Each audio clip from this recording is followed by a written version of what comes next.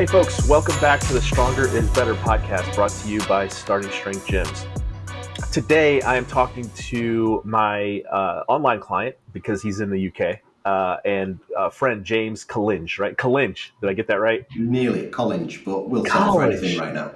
damn it. I was even practicing before we got on. Collinge, so not Collinge, Collinge. So That's the fine. accent on the first syllable there. All right, cool. James is a very interesting guy. He's got a lot of cool stuff going on, and he's also very impressive from a training standpoint. And I'll talk a little bit about that. We've got some cool things to discuss in terms of training and goals and things like that, because your goals have sort of slightly shifted in the last couple of days, actually. So we can, yeah, we've got some things to talk about there. Um, but also, we want to have a discussion on training and parenting or living with. How would you just? What's the proper terminology there? My son's autistic, but disabled children. Okay, disabled children. Yeah. So, yeah, we've kind of briefly talked about this a little bit. So this will be good to kind of have a full discussion and maybe help some people out, right, in the Absolutely. process here. Yep. Yeah. So, I guess James, let's get started with a little bit of training talk so that Okay. people have a frame of reference for where we're at and everything. I know. So you've been working with me now for how long has it been? It's over I think 2 years, it's right? I think it's about 3 years now. Just coming 3 years. along. Yeah. Yeah, 3 years, and it's been awesome. James is one of the guys that I'll talk about kind of in a general sense when I'm discussing clients in terms of being one of these folks who is just really just easy to train, right? So James doesn't miss training, works hard, has a very busy life, is a business owner, travels a lot, but training always gets done. At least it seems to me, based on what's going on in our discussions, that outside of the gym, you're doing everything that you need to do. Mm-hmm. When you want to gain weight, you gain weight. When you want to lose weight, you lose weight. When you want to get stronger, when you want to hit a goal, we hit it, and then things move on. Whenever you're whenever you get a tweak of some kind, we work through it fairly quickly, and things just kind of progress. So, whenever, and the reason I'm bringing this up is not to uh, gas you up too much, James, but mostly because I want people to. One of the things that I want folks to understand is that um, from a coach's perspective, uh, the folks who you're going to hear some of James's numbers in terms of how he's performing, and that is all. James owns that, right? So all I do is tell him what to do over the week, and then we see how it goes, and then we make small adjustments. And your program is very simple, and it's been very simple for almost as long as we've worked together. So the magic isn't like what I'm doing. The magic is in the consistency and the compliance, and then doing all the things on the client side. So it's the things I always talk about in terms of what makes training work. And this applies across the board, not only to strength training, but anything you're interested in improving. And it's just compliance, consistency, and then and that's really it. The programming is almost secondary. So you show up, you work hard, you do what you need to do, and really, really amazing things happen. So anyway, let me just start off by saying when you came to me, you were doing some pretty wild, in my opinion, pretty complicated Yeah. programming, and you sent me an email and kind of gave me an overview of what you had going on. I mean, it kind of makes sense as I read through it, I was like, okay, I kind of see what's going on here. But in terms of something that I would prefer to deliver to a client, and actually the progress that I wanted to see, it made very little sense. It was very complicated. There was weeks of ramping volume, and then weeks of transition. It had goofy names and stuff, and then weeks of expressing the strength through PRs, and then essentially what I remember is that you were essentially looking at a PR maybe on a 6 to 8 week, maybe even 12-week cycle. Yes, and then even that was based around how do you feel that week? Because if that's the week Yeah, where you're not particularly performing well sleep-wise or nutrition-wise, then it's another 6 to 8 weeks. exactly. Yeah, yeah, and I think that's you know that that's a at least in my view, that's kind of a more traditional way of handling advanced training. And if you look at practical programming, there's examples of that kind of like sort of block training or whatever it's called, right? I think I do really really well with advanced programming, but I don't really pay attention to names and what actual programs are. I just kind of go with what's happening, and in my view, it's like the way to go is heavy and often, because we're looking for a strength training adaptation. So my primary way of programming for advanced lifters is through exercise selection and variations, and keeping things as heavy as possible as often as possible, and letting the exercise dictate the level of stress rather than trying to like lay this out over a long time frame, and then hoping that on the week or the 2 weeks that you're essentially like peaking in order to hit your PRs, that you've done all the things that are necessary to do that, right? Yeah.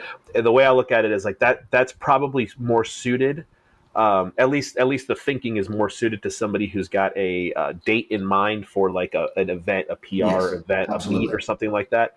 But even then, like the way I've been running things with my clients works really really well for even competition and stuff. So anyway, if you wouldn't mind, give us a brief rundown on kind of what your programming looks like, and maybe your numbers, because I think people will. I don't know if they feel impressive to you, but you're strong as hell, man, and it'd be They cool for people to never hear. they never feel impressive to yourself, do they? Because you're always thinking about the next one. But That's yeah, I right. mean, I've been training for about 6 years. At the moment, I'm on 4 days a week: Monday, Tuesday, Thursday, Friday. So upper body, lower body, well, upper body, so pressing really. On the Tuesday is sort of a heavy squat or a heavy deadlift. On the Thursday, more pressing, and then on the Friday we do the sort of dynamic work, where there may be 10 lots of 2 reps at squat and 5 lots of 2 reps at deadlifts or rack pulls, etc. A lots of heavy press singles. But what I like about it is, before on the old sort of, I don't know if it was called conjugate, I don't know really what it was called, but the old style of training that I was doing before I came to you, I didn't really feel like my PRs were my strength level, if you will. They Yeah. felt like a weight that I had managed to lift on X date. Whereas now I'm always very close to what my PR is. So I actually feel like that is my strength level. Yep. It makes a big difference training like that, I think. Absolutely. Absolutely. Yeah.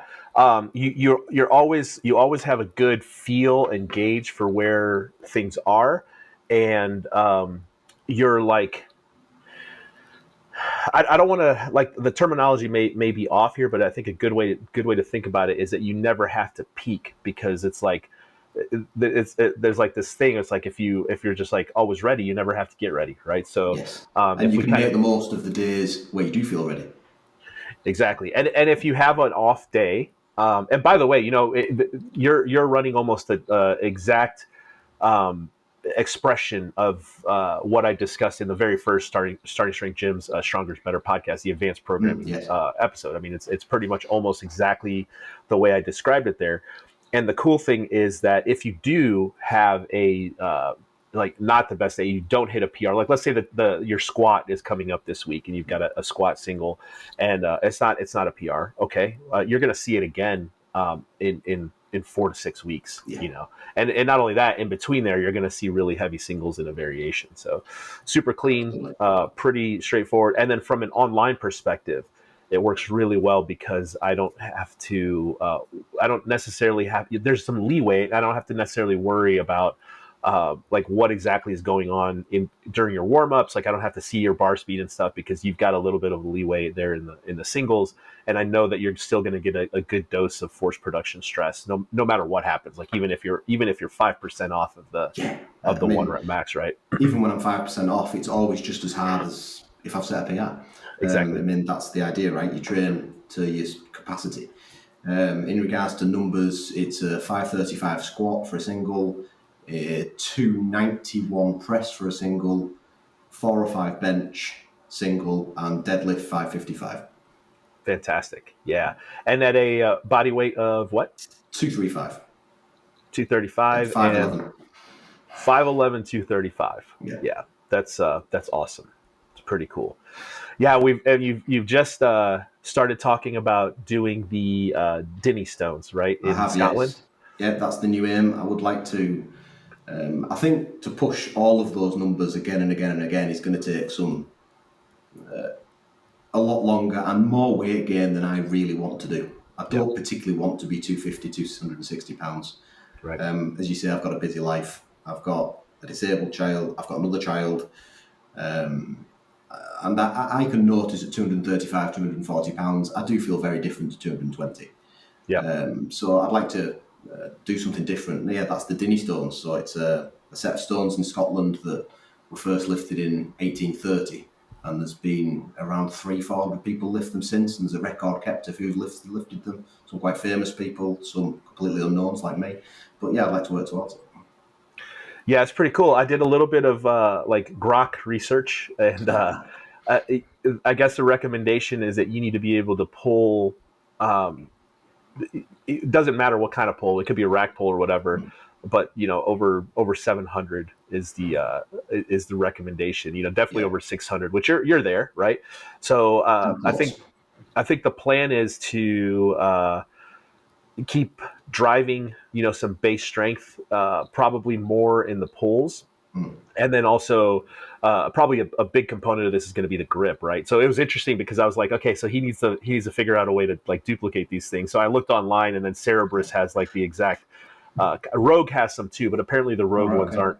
Yeah, they're not quite the right diameter for the grips, Okay, yeah. at least based on the reviews. So Yeah. anyway, so I sent you a link, and I was like, "Hey, man, you should get these." And you're like, "Oh, you already had them. Like, they're just sitting in your garage Like to be or your prepared. basement." Yeah, I've messed about with them before, but yeah, I think I do remember looking into them. It's quite important that the handles on them are a replica of the handles you're going to use, Exactly. Yeah. because you have to be quite particular about where you pick them up, especially if you're using a hook grip with that amount of weight. Right. It is slightly easier than a traditional pull because the way that people actually lift them is almost like a sumo deadlift. So you've Yeah. sort of got your legs out to the side and your hands between your legs. But yeah, I think if I could pull 600, it would be around. I'd be there. Yeah. And the other complication is that they're different sizes, right? So one Mm. weighs 300 something pounds, the other one weighs One's 405, almost bang on, and then okay. the other one is about 320, 330, something like Okay. that. Yeah, Yeah, and they're also different sizes, right? So absolutely. Yeah, you're yeah, gonna pick it up from a little slightly different height, and then also they're asymmetric in terms of the load, and then the rings are different sizes too, right? So yes. one ring is bigger than the other. So You got to hope your thumbs don't fall off, and you've got to hold them off the ground for 2 seconds. That's counted as a lift. If you just manage to lift them and put them down, it's counted as getting air under the stones, but that's not recorded. got it, got it. So yeah, that's scary. Um, and then you have to lift them up from 18 inches. Is that right? So Yeah, once again, slightly different with the weights too. It's like the weights too, sorry. So one is from about 19 inches, one's from about 17 inches. Fortunately, the heavier one, with it being bigger, the handle is higher. yep, And you tend to have that one in front of you. And so you've got the sort of 330 behind you on your posterior chain more than anything else. And that tends to nice. be the way that people lift them. Nice. Have you messed with it at all? Are you going to do like I've seen some people do it with the both handles in front and then Mm. one with like a split with one in front, one in back? Have you messed with it at all? What feels better? I've messed with it. I've only tried one version, which is sort of one in front, one in back. It Uh huh. felt very natural to lift it that way, Yep. and I think I got up to around about 350 on the front stone and around 300 on the back with Okay. weight plates on these Cerberus handles we're talking about. And that wasn't the limit. It felt okay. It's just Yep. the hook grip, which I need to get used to because it's not something I use. Right. Right. Right. Yeah. Yeah. Yeah. Another thing. So I think the plan will be to obviously get some specific practice in with those, and the advantage is that they're heavy, right? So the we'll keep pushing the barbell lifts, and then the other things that I was thinking about is getting you some grip work. So Yeah, maybe like a fat bar attachment or something to work off of on some of your heavy pulls. that's probably a Um, very good idea. I'd not thought of that, but yeah, it's going to help. yeah, and then maybe some like towel chins or something like that, where you're having Mhm. to use your hands kind of in this direction. So Yeah, I think that'll make a big difference because it doesn't matter how much you can pull on an ergonomic device like a barbell that has exactly. knurl because these things aren't Yeah, knurled, right? They're smooth. no, Yeah. So and rusty. yeah. Yeah. Not that it doesn't matter. I mean, that obviously matters, but the grip component is gonna probably make the difference, right? So even if you could deadlift 800, if you can't hold on to those rings, Yeah, I it's mean, not you gonna can be matter. recorded with straps, but I'm not really interested in that. The Right, guy in right. 1830 didn't use straps, so let's That's lift right. them properly.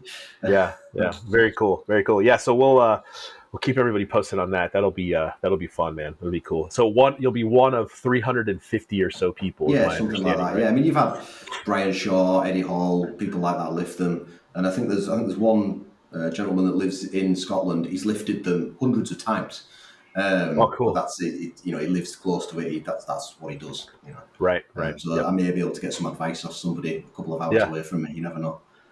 Well, let's run through real quickly how what were your numbers when we started, if you remember? Because I know one of your goals was to press close to 300. And by the way, man, at 230 pounds, 235 pounds, and you fluctuated, right? Didn't you get up to 245 or 250 or I got so? up to 240, but on the day that I did these lifts, it was around 235. The Okay. 240 was just water weight. Do you know what I Yep. mean? Yep. Really, Yep. 235 was more the body weight. Yeah. But yeah, I mean, I started off with a press, I think when we met, 240, bench of around 365, but squat was only 460, so we've put sort of 80 pounds on that, and deadlift was 475. Yep. So we've put about 80 pounds on that too. Yep. And I do think waiting for the right deadlift day, I think 585's there. It's I do just at too. the moment I've been working through a back tweak, and I've just got to wait for that to come round. The strength was there when I did 555. I just never took it because waiting for the next PR. Right. Yeah, and again, the amazing thing is that you're kind of staying at the same body weight the whole time. Maybe you gain a little bit, but and there, by the way, there's picture. Hopefully, you'll send me this again. We can show everybody. But there's pictures of you back how long, 5 or 6 years ago. Yeah, I mean, I was 162 pounds, I think. So I've put on close to 80 pounds. Yeah, Very yeah, different looking human. yeah, yeah. And then just admittedly, if you did run your body weight up to 265, 275, which by the way, in a competitive environment with your strength levels, that would be totally appropriate, right? To be up around Yeah, 265, to 275. compete, yes. Your numbers would be quite a bit higher. Um, so not that that's anything that because your goals and your lifestyle obviously matter quite a bit too, but just for the audience to understand, right? If although like those big giant numbers are within reach for you, if you decided to go that way, but that's where the whole discussion of like specialization and trade-offs and stuff into play, right? Because in order for you to get up to 275, that would require quite a bit of work. I mean, eating would become a full-time job for you, Yes. because at the and it may already be right, but in terms of what Not it would quite, take, really. it would just be because the workload increases too, right? As you keep driving the weights up and training volume up, you actually require more food than if everything was just static, right? So that's kind of an interesting point I want I everybody to think I understand. recall you saying on a previous podcast that you can always progress, but there tends to be a time where there's a tipping point where the amount of work and effort into progressing is not worth the reward. And Right. I know I could do it. I know I could get to 260. I could eat it. I could have 5,500 calories a day instead of 4,000. I could do it. But I know that benching 465 instead of 405, by doing that, I'm not interested in it particularly. Yeah. Right. Right. I'm just Yep. not. Yep. Yeah, man. Okay, cool. So we got training history. We've got sort of your current programming. We've got goals. What anything else you want to talk about training wise? What is your yeah? Let's talk about this because um, there's this idea that especially men have that in order to achieve and not specialized strength levels, but even to achieve like some basic strength levels, like whenever somebody posts some targets, right? For example, I mentioned on an episode that you should be racing to like a 135 press, a 225 bench, Mm. 315 squat, 405 deadlift.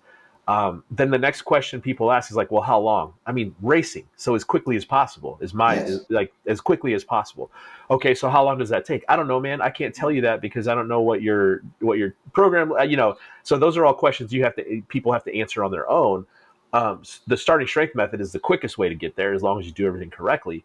But that doesn't require a like massive investment in recovery capacity, in lifestyle change, other than like training and paying attention to your food.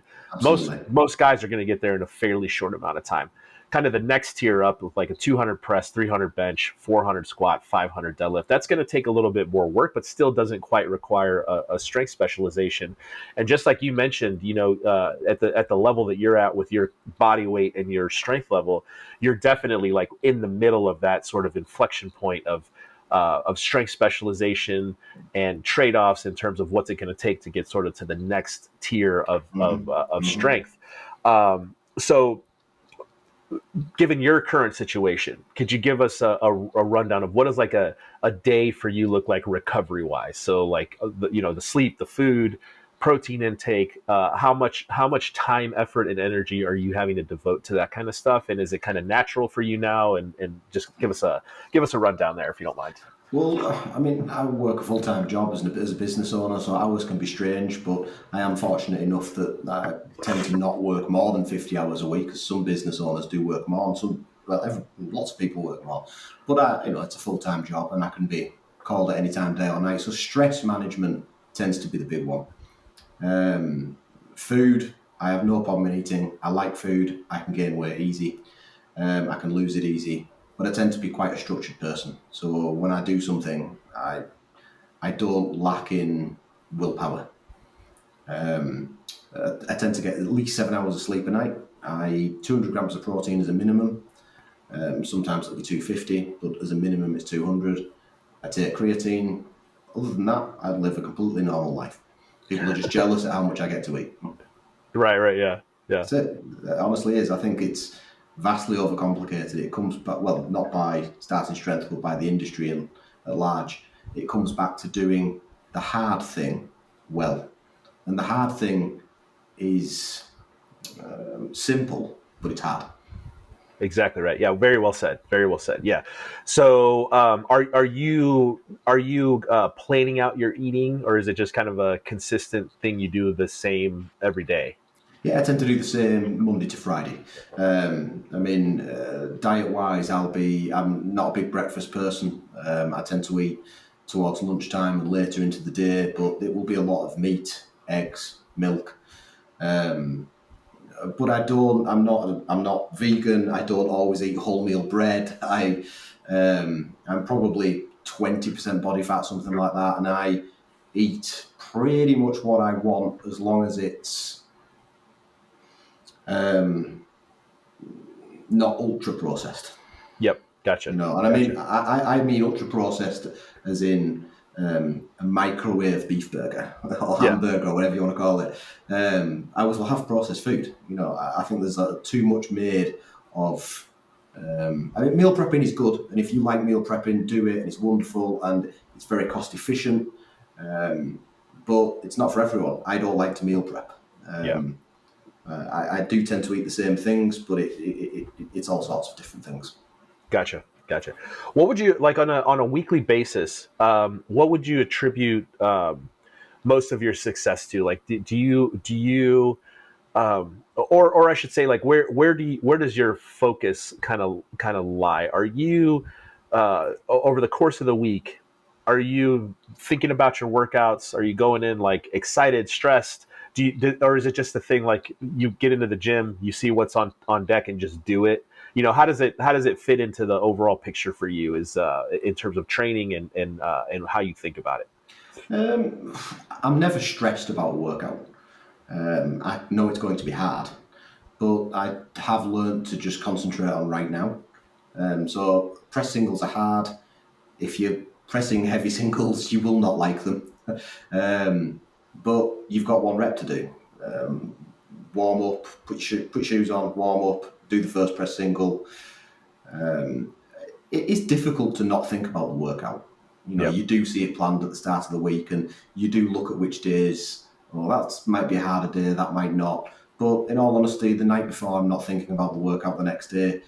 I'm probably thinking about it an hour or two before. And I'm well past the stage where I'm excited by going to train, Right. but I don't hate it. Yep. It's something I do. It always feels good afterwards. And I love numbers. I'm obsessed by numbers. That's what helps running a business. Yep. It's almost math to me. The numbers going up. I love that. Yep. Very cool. Very cool. Well, how did you get started?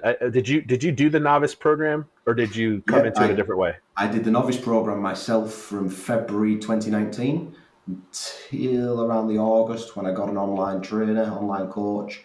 I was terrible. I mean, I look back at my squat and deadlift form that I did myself, and it is laughable. It's Yeah. so incredibly bad. But even with that, by sleeping and eating, I still did a 405 deadlift within the first 4 months. Oh, cool. And I started at a 220 deadlift. And it was Nice. horrific form, but the weight came off the floor and was lifted to lift it up. Yeah. Yeah, and that took real no specialization, just the novice linear progression 3 times a week, ate some more, put on 20 pounds, and it happened. Nice. Nice. Yeah. And had you already started gaining weight at that, like before you started, or did No. I only started gaining weight once I started training. I very watched cool. the, what were they called? Was it Brett? It was a bloke called Brett and Rip. Oh, Brett McKay from Art of That's it, Brett Manliness. McKay. Yeah. I saw that. That's what got me into it. It was just a random video that appeared on YouTube, and I was watching more and more videos about starting strength. And I've trained from when I was 16, Yep. all the way up until I was 35 when I started this. And I'd wasted time in the gym. I didn't know I was wasting time in the gym. I was I was 154 pounds when I got married at 24. And I'd managed to put on 8 pounds in the next 11 years and zero strength increase. And I went to the gym for about 4 hours a week. So Yeah. yeah, I'd got a bit fed up. Right. Right. I'm surprised you got married, man. I don't know that people want to marry a guy that small. Well, yeah, that is true. The wife does try and limit how much weight I put on because she did marry a 160-pound male and Right. it's now a 240-pound male. She only has so much control, fortunately. Yeah. Yeah. Yeah. Hopefully, give it a couple more years and it'll just be normal for her. She'll be fine. Yeah, I'm working on 260, but I'm not really.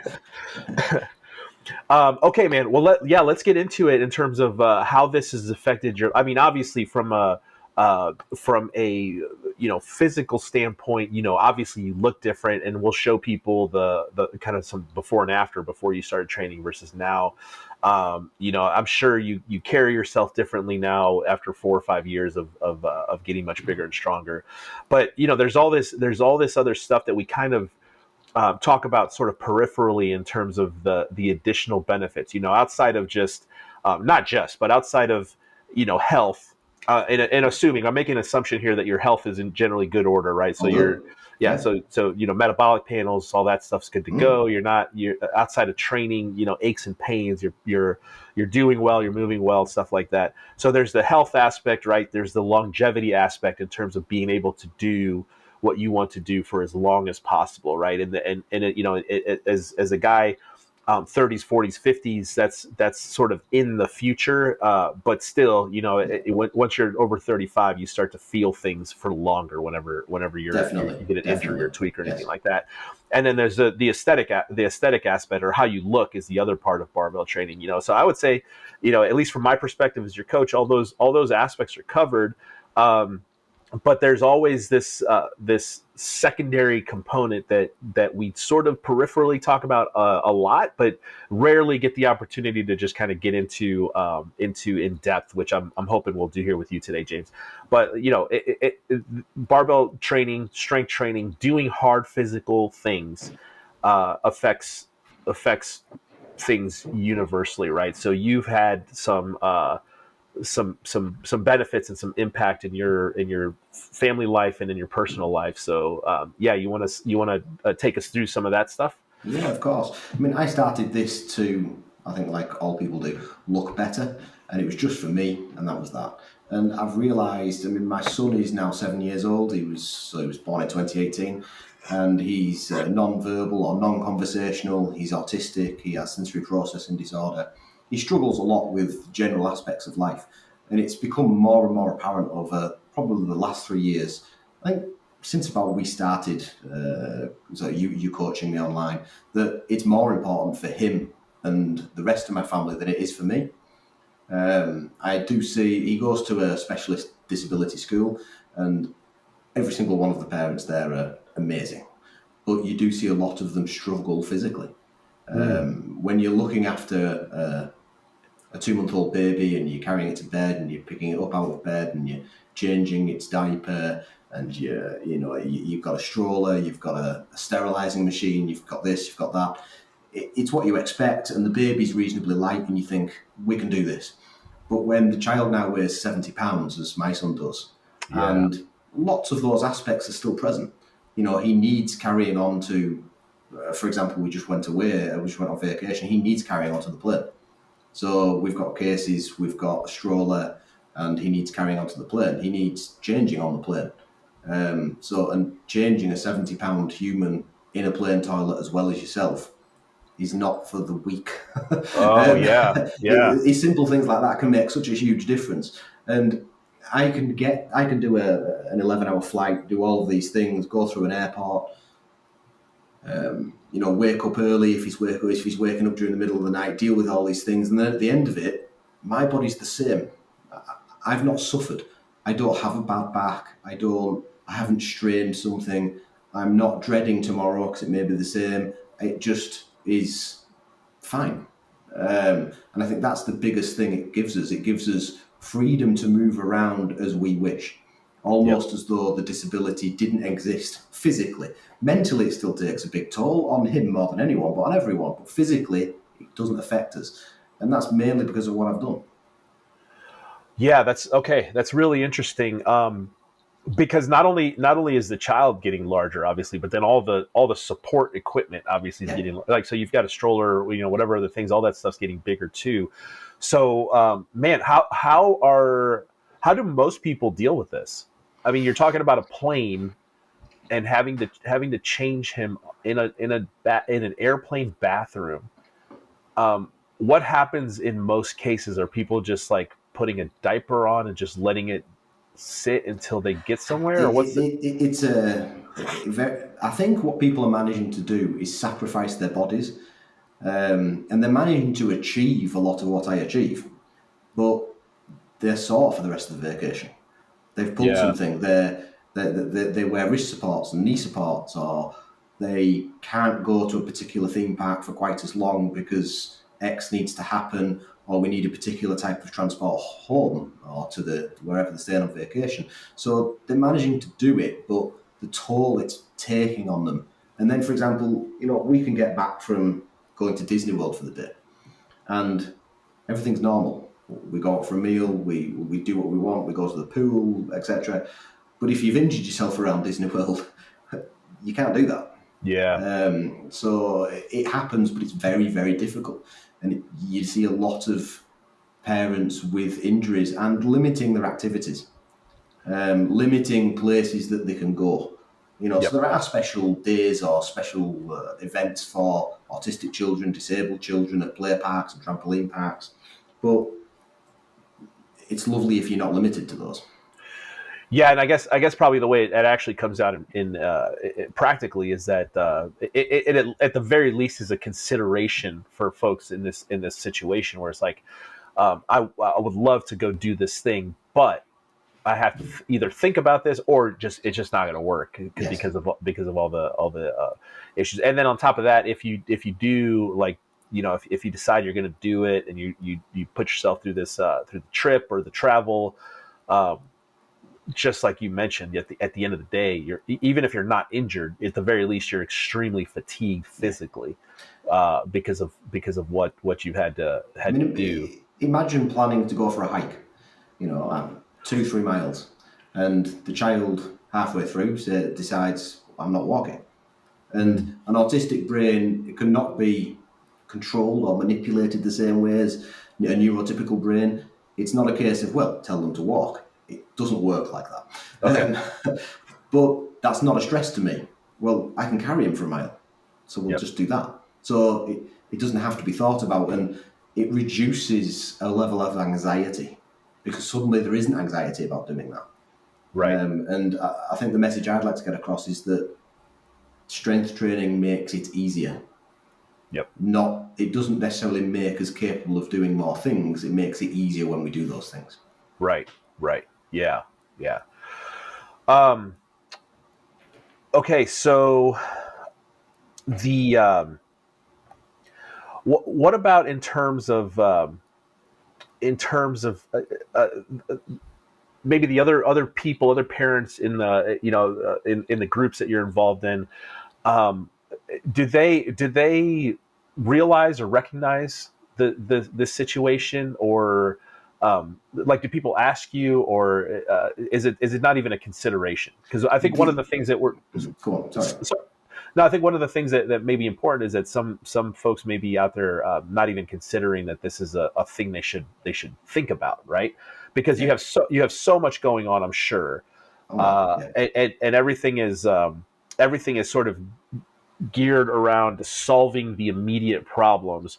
I think it's always difficult for people to take a step back. It's like, okay, so how do I improve things fundamentally across the board, and also at the same time uh, have this direct benefit, because you're so involved in like the immediate situation. And then also, here's the other part of it, that this could easily be seen as like you mentioned, you started doing this for yourself, right? Yes. So it could also easily be seen as like an escape versus Or a selfish endeavor. a Yeah. selfish endeavor. Yeah. Yeah, Yeah. absolutely. Go ahead, I cut you off. No, that's not a problem. I think the capability is noticed.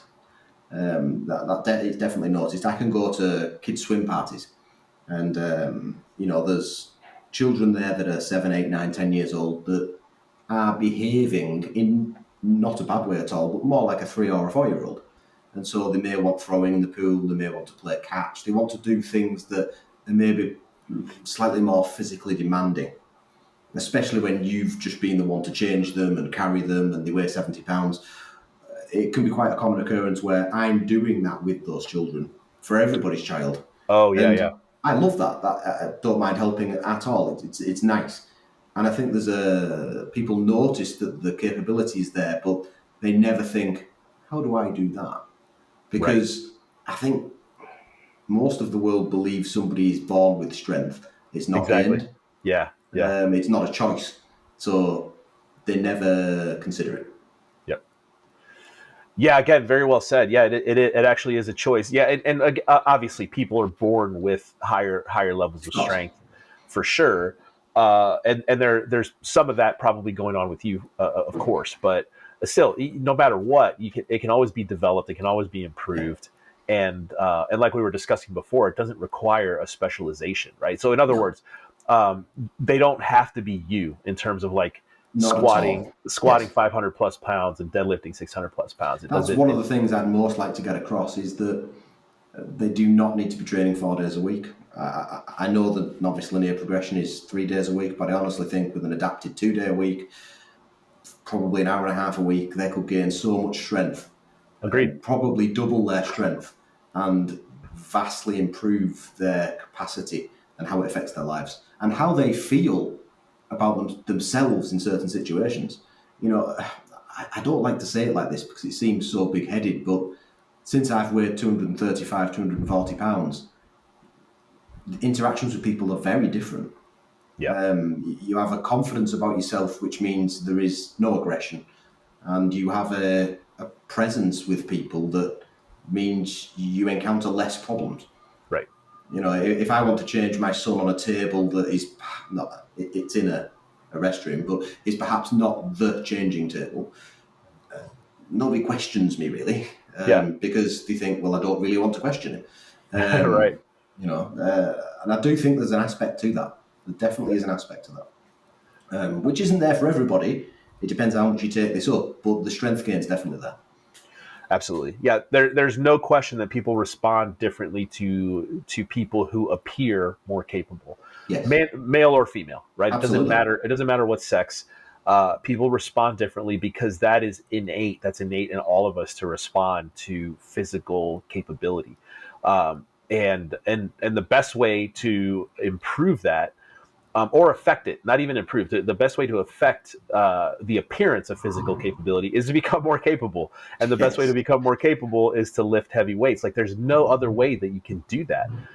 You can do like you can run, you can do high intensity like for time stuff like CrossFit, but it doesn't fundamentally change your physical like fundamental physical appearance, Yes, you right? I need to mean, change your architecture, not keep the exactly, current architecture.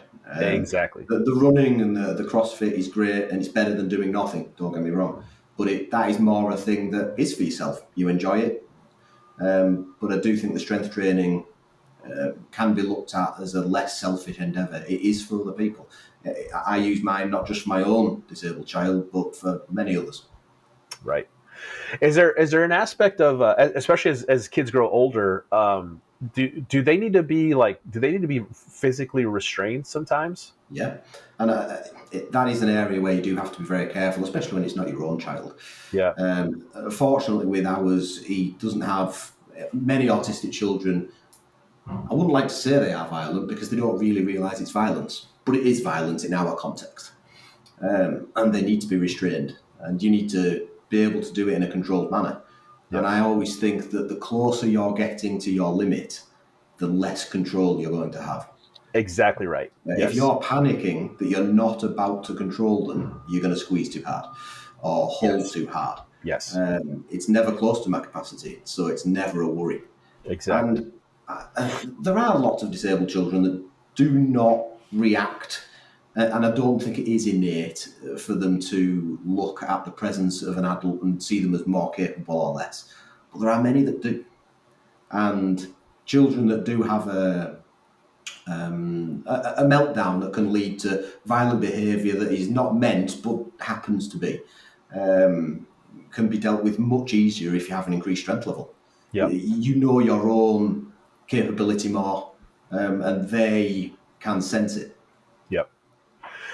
Well, yeah, and this is tough because it's a child, potentially your own child, but in any physical, highly physical encounter like that, the ability to make decisions under physical stress is really really important, whether you realize it or not. And in that moment you're kind of just holding them down or keeping them from hurting themselves or hurting somebody else or whatever. Yeah. But just like you said, if you're you're redlining your physical capacity, your mental and emotional capacity is seriously diminished. Yes. This is like in a like, and we've all seen videos of a police officer, for example, going too Mm-hmm. far, right? Starting to do hyper violent things, which and what's happening on a camera may or may not be the full context, but either way, You still fun, see them struggle to control. exactly, fundamentally, 100% of the time, people who are highly capable from a physical standpoint don't tend to go to extremes in a context where you need to restrain somebody, in a where it's not an all out just violent fight, like Yes. because there's an element of you have a job to do and you have to control and you have to make it look in a certain way Yeah. to the Very true. public. So my point being that I just want to kind of highlight the idea that if you're operating at your physical endpoint, or your physical the end of your physical capacity, everything else gets reduced, and that's where bad decisions happen. That's where people get shot or people get choked to death, where they don't necessarily need to, like in a law Yeah. enforcement type context. It is. And it very much applies here, because if you're in a situation where there's an unsafe situation, I don't know, like maybe the kid's about to run out into traffic or something like that. It's like Yeah. if you're at the end of your physical capacity, all you can do is the physical aspect, and you don't have the capacity to do anything else in terms of making a good decision, or even afterwards. Like what's because I imagine that the child in this instance just continues not but just continues to kind of go about their day. And I don't know how much of a like an event that was for that kid Yeah. in that moment. It's like maybe it's just something that happened and then they just move on. But for the person, like the parent or the person having to deal with this, that is I mean, that's got to affect your whole day, your whole week, your whole month, potentially, depending on what the Yeah, I situation is, think right? that's very true. And the closer you get to that, the danger point with the child, because my son's called Hugo. He has very, very limited danger awareness. It's starting to improve, but it was at the stage probably 18 months ago where he would see a road with cars doing 60 miles per hour and he'd feel absolutely fine standing in the middle of it. Wow. Yeah. So it's not a case of you can just walk along the side of the road holding his hand. You've got to hold his hand. Yep. And you do see it at specialist schools. I mean, you see some abhorrent behaviour but that's always everywhere around the world in every profession, just because of the difference in people. But I think you do see situations where somebody has harshly controlled a child from doing something, and they've ended up losing the job. And they probably have done something wrong, but they were probably redlining. Exactly. And couldn't make the right decision. And my wife and I see it a lot with our own son. Wonderful mother, but she knows I'm more physically capable than her.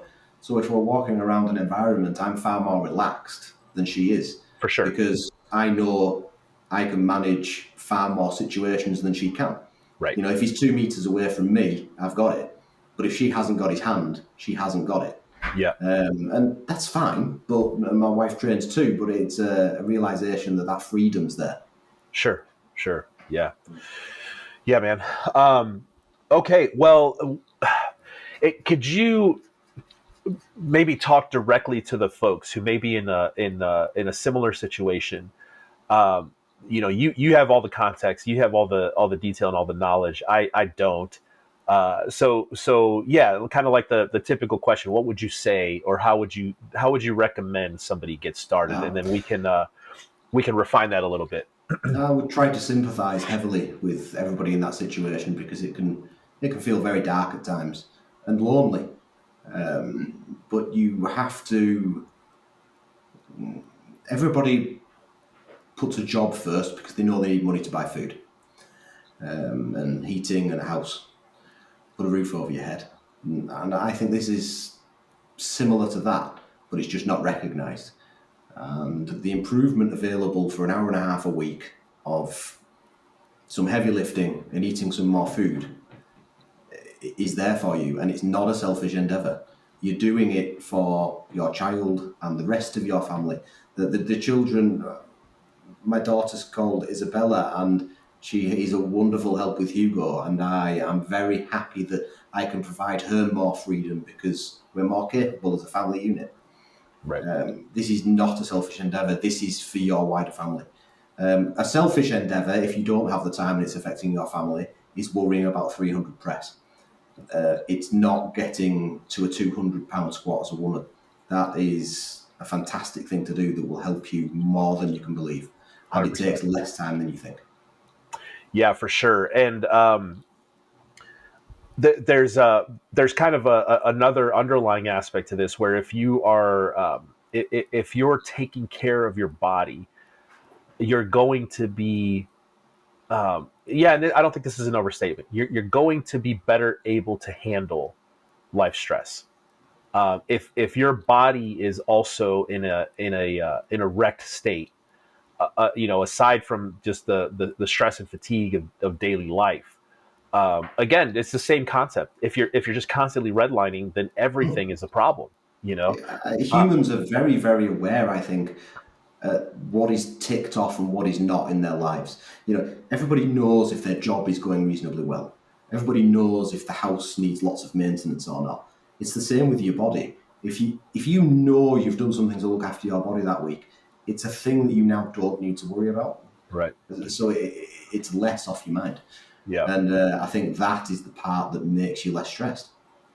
Yeah. In fact, I mean, it's once again, I don't think this is an overstatement, but really, it is. It's our responsibility as parents and as men to be capable enough to take care of our families. Yes. And some people, unfortunately, have been dealt a different hand. That there's more of a requirement, right? So. This is not definitely not a selfish endeavor. It's actually kind of required, and I think that's it's required that you take care of yourself, right? Yes. And our contention is that 2 times a week, 3 times a week, ideally, but 2 times a week of barbell training will cover your needs. So I agree with you, man, that 2 times a week is perfectly fine. And it really is. It's perfectly fine in a lot of instances. Three or four is better. But, 3 days a week is just how we've arranged our lives. Like we've just decided to Yeah, do a week schedule, right? So 3 days yes. is ideal, but 2 times a week will be fine, and you can make quite a bit of progress. Go ahead. Sorry. I think once people get their heads around doing 2 times a week and do it for a period of time, they now realise they have the time to do 3 days a week. Exactly right. Yeah. So sometimes it can just be the foot in the door Yep. to getting you into the routine of doing it. And then you see the benefit and you think, actually, yeah, I can do this. Yep. And I do feel incredibly sympathetic towards people that feel as though they don't have the time. But if you structure your life in a particular way, I think you'll find that you do have the time. Yeah. There's also there's also the idea that at some point you will be forced to have to figure this out. Yes, You know, lots and lots. Sorry to cut you off there, Nick, but it's a thought that is very important. Lots and lots of disabled parents of disabled children are constantly worried about how long are they going to live, because if their child is going to be 50 when they pass away and still not capable of yep. living by themselves, that's one of the main things they have on their mind all of the time. This doesn't necessarily make you live longer, but it makes you capable almost right until the end. So the Exactly. last 20 years of life that most people have, they're living, but they're not doing a lot. You Yep. will be 90% as capable as you were at 40 when you are 75. Yep. Yeah. At least that's the goal. That's the idea. And this is the way Yeah, that. that's the usual, I would say. You've got injuries, you've got things you need to work around, but all in all, you are much, much more capable. Yeah, and this is the way to get it done if you're going to do it right. So, um, yes, yes, very, very good. So, uh, yeah, the point I was making, which thank you for expanding on it. But the point I was making is that at some point, whether you're in a situation like with an autistic child or anything, you're going to have to confront your physical capability, whether you want to or not. And this is where you end up in these situations where you're just kind of like slowly declining at the end of your life versus being capable, right? So you're gonna have to deal with it at some point, and it's always the sooner the better, right? The sooner you can start, the better. Absolutely, yeah. And once again, it doesn't take a massive time investment. Um, if I think I think the better point here is that at some point you will have to do something, and when that occurs, you make it happen, right? Yeah. So whenever something happens in life that you that is now a requirement, and people in a situation like yours do that all the time. It's like whatever is the thing that needs to be dealt with right now, we're going to figure it out. We're going to deal with it. Yes. Um, so I think the point is that your physical capability and your health is that it's just a little bit easier to set it aside, and you shouldn't, right? Right, absolutely agree. And I think it gives you more options. So, for example, if you were getting to an older age and you were struggling to get up out of a chair yourself and go for your own shopping and walk up the stairs, then you're not going to be much use of helping somebody else. Right. And you may need to look at disability housing for your child. You may need to look at hiring some help. Right. These are all solutions that mask over the fact that you probably could have made yourself more capable. So let's do that. Yep. Yeah. Yep. Um, okay, man. Uh, is there anything else that you think we should discuss? In regards to parents of disabled children, I don't think there is anything else apart from the fact that I do sympathise that there are some with extremely demanding schedules who may not have the time to do this. And I have utmost sympathy for it, but I think 99% do. Yep. I really do. And I would like to emphasise it does not need to be to the level that you see a lot of people do it to. Right. This program, I think, as I've heard Rip say many times, helps the older aging female more than it helps anybody else, more than it will ever help me having a 500 odd squat. That's correct. Yep. Yep. And I agree with that. I would love to see that for more parents of disabled children. Yep. I really would. Yeah. Yeah. Okay. All right, man. Anything else you want to discuss? Anything training related or not? Whatever. Let's go. Is it for this podcast or in general, Nick? Either way. Yeah. Either way, I think people will be interested if you want to put it out there in more information on where Starting Strength Gyms is going and your thoughts over where you want it to be in 5 years' time. Okay. I All think right. you'll have put a lot of thoughts into it in the past year. I think you have a lot of influence there now. I'd love to know that. Okay. Yeah. So I guess off the top of my head, um, the next 5 years for Starting Strength gyms, obviously continuing to grow in terms of the number of cities that we're or gyms that we open, right? So we're definitely pushing hard on getting more franchisees and more people involved. While and the tough part is always maintaining the standard, right? So Yeah. and when I say maintaining the standard, it comes down to the type of people that we select as franchisees, because there's a lot of people who are interested in doing something like this. There's not a lot of people who actually qualify from from like a cultural standpoint, right? Yes. So there are lots of franchises out there who will sell a franchise to anyone, and we're just not interested in working with people that we don't like that aren't like, I mean, essentially family, right? That aren't Yeah. A that company aren't needs to have an identity. exactly right. Yeah, and people need to fit within that culture and that identity. Um, so there's that aspect of it is growing the gyms, and we're intentionally limiting. But I think I'm confident that there are enough people out there who are good people, who have the right motivations, and who would be a good fit for us. We just need to find them, and they need to and we need to talk to them, right? So I think that's on track. Uh, this will get more, it already is, man. It's this is very popular. Strength training is becoming um, more I guess mainstream is the word, or more Yeah. accepted, more part of the general culture, general population. Like strength training is not a thing that exists on the fringe, and there's all kinds of reasons for that. But you have physicians regularly recommending that people do resistance training or strength Yeah. training now, and you'll outright have physicians and medical professionals recommending barbell training specifically. And it just hanging around fitness stuff online, there's a large component of fitness um, culture that is barbell based, or barbell, headed towards barbell. So anyway, all that to say that, like, people have short memories, but 10 years ago, even 5 years ago, it was doing barbell training was fairly niche, like fairly, it Oh, wasn't yeah. it wasn't Yeah. it wasn't a thing. But I think if you walk in any commercial gym now, you'll see people on the racks. Yeah. If you want in here in the US, if you go into a Crunch Fitness, there's going to be 5, 6, 7, 10 platforms, If really I nice go anywhere platforms. on vacation, unless it's a hotel gym, which are notoriously bad, they always have a rack. Exactly. Yeah. The plates might be rubbish, the bar might not be great, but you can do it. You can do a session there. Yep. And when Yep. I started this 6 years ago, that wasn't the case. It Same. was not the case. Same. Yeah. You could. I mean, when I started training at 16, there was 2 gyms in my local town of 70,000 people. There's now double figures, 10, 12 gyms. Right. Yeah. All of them have barbells.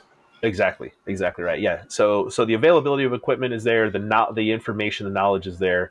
We're the first ones to do this in the kind of a retail, especially a premium retail setting where people are walking by, right? They're going to Target or Jimmy John's or whatever, and they're walking by and seeing our sign and seeing our facility. So we're the first ones. But honestly, and I think I've said this before. Uh, the This isn't that hard to duplicate. It's hard to duplicate well, but it's Yes. not that hard to duplicate. So, to answer your question, the future of starting strength gyms is to be the gold standard Yeah. for how strength training is delivered to the public. So, we will have competitors.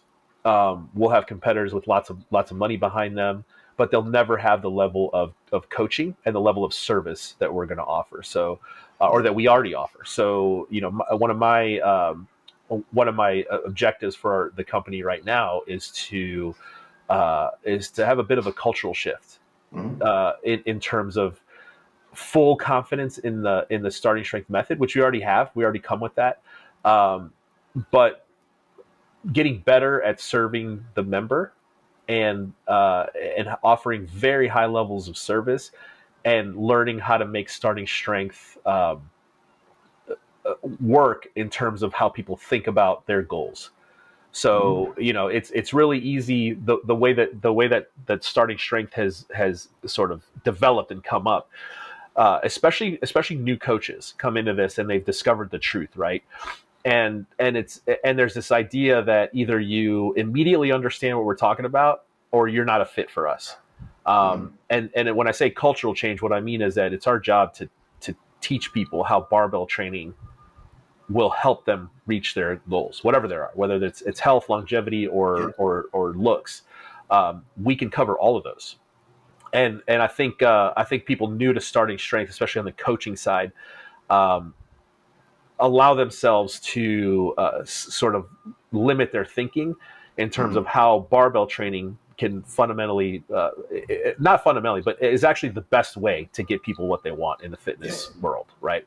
So that's just, it's all there. It's just kind of like a learning thing in terms of dealing with people who are walking in the door and have no idea what you do. Like they've never seen a barbell. No. So they walk into a gym and people have an idea of what a gym looks like, and they just see like racks and bars and a couple of benches and not much equipment.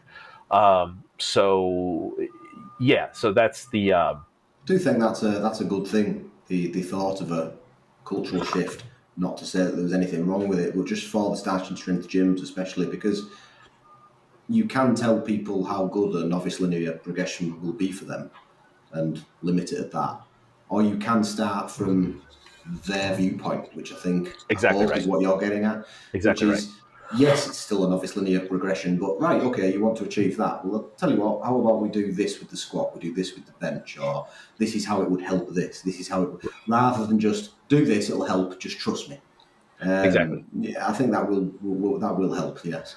Yeah, you have to make the connection for people because you have to remember we're kind of entering into this environment where the person walking in the door, the prospective member, has no reason to believe that anything I'm No. telling them is any better or different than the next person that they're going to talk to either that day or they've already spoken to. So why would they believe um, that the things that I'm saying are any more valid than the things that anybody else is saying? Yeah. So the differentiator there is I mean we're actually going to produce results for them. That is our like we want to produce results for them and we will Mm. through the starting strength method. Uh, but at that initial moment when they're first inquiring or first learning about what we do, everybody's on an equal playing field, right? So the things that differentiate, and you know this very well, I'm sure, because of the industry and the level of the premium level of stuff that you do in your business.